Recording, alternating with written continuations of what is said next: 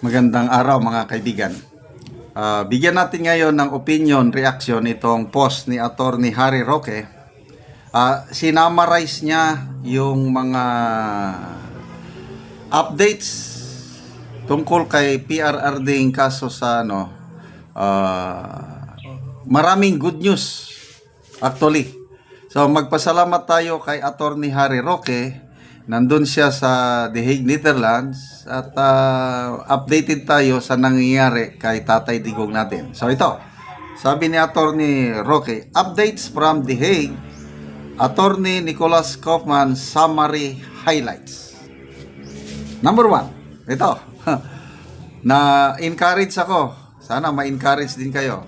Kasi nakakalungkot kung minsan yung kalagayan ni Tatay Digong doon eh. Sabi nito, Attorney Kaufman said that PRRD is in good spirits. So akala ko, wala na, ano yung mensahe ni Tatay Digong?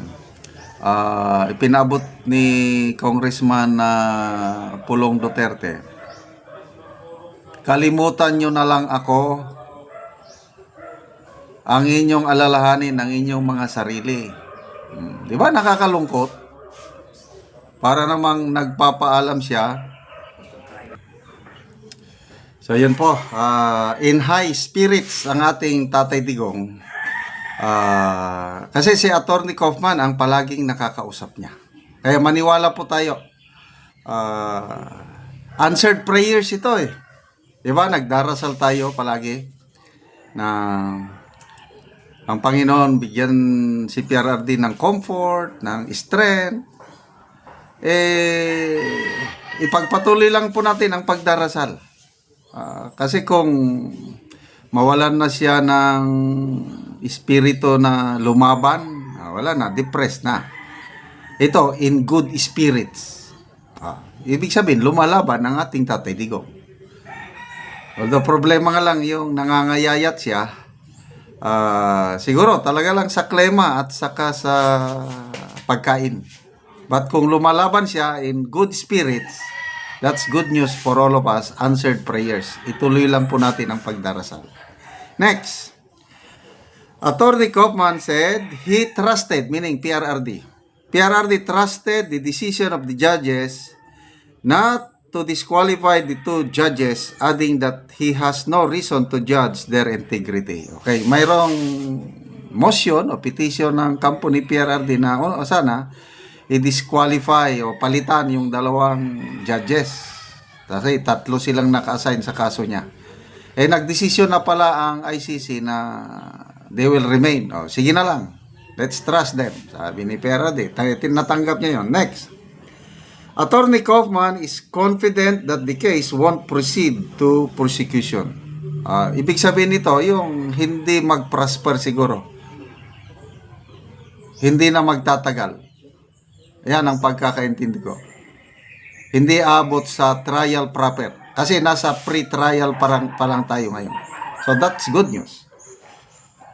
Next, Attorney Kaufman is hopeful that the issue on the interim release will be decided within a month. Yan po ang ating pinaka-importanting dalangin. Na wag na nilang patagalin, desisyonan na. So within a month. So, nakadalawang linggo na ata mula nung i-file yung petition. So, malalaman na natin ang resulta. Ituloy lang po natin ang pagdarasal. Ano pa? Attorney Kaufman stands by his earlier pronouncement on the prosecutor's non-opposition to the interim release. So, sabi na si Attorney Kaufman na hindi nag-o-object ang prosecution sa interim release, biglang nagbago ang ihip ng hangin. Ngayon, nag-o-oppose na sila. Ito, Attorney Kaufman won't comment on the Belgium or Latin America as possible places for FPRRD's interim release. Napanood ko ito sa interview na si Attorney Conti daw ang nagpapakalat ng balitang ito. Sabi niya na no comment. Kasi si Attorney Conti, hindi naman siya connected sa ICC. Lahat yung mga sinasabi nila are all opinions lang. Okay, so to. Attorney Kaufman considers PRRD's electoral victory as a rejection of the incumbent government. Yes, kung masamang tao pa si PRRD, bakit siya mananalo landslide sa Davao at saka bakit yung kanyang candidates sa PDP, including si Senator Amy at Camille Villar, 5 ang nanalo? Oh, ibig sabihin, malakas pa si, ano yung survey ng Pulse Asia? 63% pa rin ang nagtitiwala kay PRRD kahit nakakulong na siya. Ang nakaupong presidente, 32% lang. Napakalaking sampal sa mukha yun. Kaya, rejection ng incumbent government yung pagkapanalo ni PRRD as mayor of Davao City. Ito, even state parties, including the Philippines, can host the interim release according to Attorney Kaufman. Akala kasi natin noon, pag hindi ka member ng ICC, hindi ka na pwedeng tatanggap ng interim release. Pwede pala. So, ibig sabihin, Malaysia pwede. Kasi haka-haka natin dahil nagpunta si BP Sara doon, baka Malaysia. But anyway, kahit saang bansa dyan, basta importante, ma-release ang ating Tatay Digong. Attorney Kaufman said he is the one who asked Senator Amy Marcos, yung meeting nila with Senator Amy, hiling pala ni Attorney Kaufman yun dahil na-impress si Attorney Kaufman sa ginawang Senate investigation ni Senator Amy. On seeking remedy on that domestic court, Attorney Kaufman said that is not the case. So wala, hindi yata matutuloy yung suggestion ni Attorney Roque na subukan nilang gamitin yung local Dutch law na kung 80 years old ka na, hindi ka na dapat makulong. So, wala daw yun.